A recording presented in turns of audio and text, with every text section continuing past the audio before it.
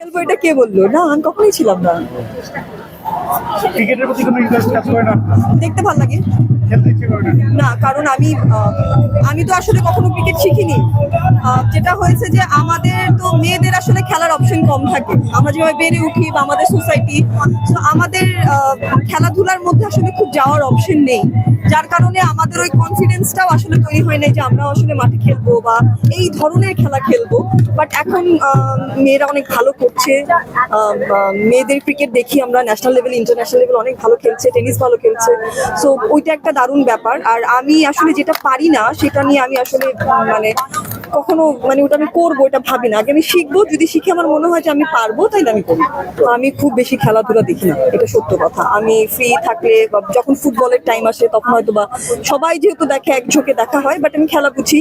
ক্রিকেটও তাই, যখন হচ্ছে গিয়ে খেলা হচ্ছে সবাই একদমই খুবই বাড়ির পুরুষগুলো এই জায়গায় খুব গুরুত্বপূর্ণ। উনি অনেক বেশি ইন্সপায়ার্ড থাকেন, যে আপনার কাজ আমার দেখতেই হবে। আর আমি খুব লজ্জা পাই, আমার খুবই লজ্জা লাগে যে আমার কাজ উনি দেখবেন, এটা আমার কাছে খুবই সরব। আমি খুবই পছন্দ করি। আমি তখন মনে হয় যে যেটা পরবর্তীতে হয়তো ডেভেলপমেন্টের জন্য কাজে লাগতে পারে। আমাদের ব্যাপারে যেটা আমি বলতে চাই সরাসরি, হয়তো অনেকের অনেক ধারণা থাকবে যে আমরা দুজন একই সেক্টরে কাজ করি এবং দুজনেরই এক রকমের আলাদা গ্রহণযোগ্যতা আছে, সিলেকশন অফ ওয়ার্ক আছে, কিন্তু এমন না যে ওনার কাজ মানেই আমি বলি যে ওনার সব ভালো, আমার কাজ মানেই যে আমার সবটা ভালো, এটা না। আমরা খুবই গঠনমূলক আলোচনা করি, একদম সমালোচনায় যেটা বলো যে আজকে আপনার এইটা ভালো লাগলো এই কাজে, উনি আবার আমাকে বলে যে আপনার এইটা আগের মতো হয়ে গেছে, রিপিটেড হয়ে গেছে। তো আমরা খুবই খুবই স্ট্রাকচার্ড ওয়েতে আলোচনা করি যে কোনটা কোনটা আমাদের ঠিক করতে হবে।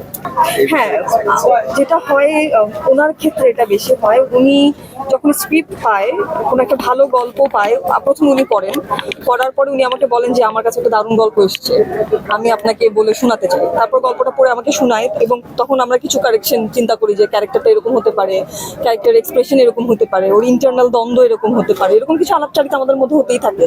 তারপরে হচ্ছে স্ক্রিনে যখন যায় তখন অনেক কিছু চেঞ্জ হয়, যেহেতু সেট, সার্কামস্টেন্সেস, কো অ্যাক্টার্স, অনেক বিষয় ম্যাটার করে, তখন গিয়ে আবার অনেক চেঞ্জ হয়। কিন্তু আমি অপেক্ষায় থাকি যে রিহার্সালটুকু আমরা বাড়িতে করেছিলাম বা আমরা যেভাবে দেখেছিলাম যে এই চরিত্রটা এরকম হবে, সেটা ফাইনালি স্ক্রিনে কতটুকু লাগছে দেখবো বা বেটার কি আছে, এটা আমরা প্রচুর গল্প শুনতে হয়, প্রচুর স্টোরিজ আসে, প্রচুর রিহার্সাল হয়।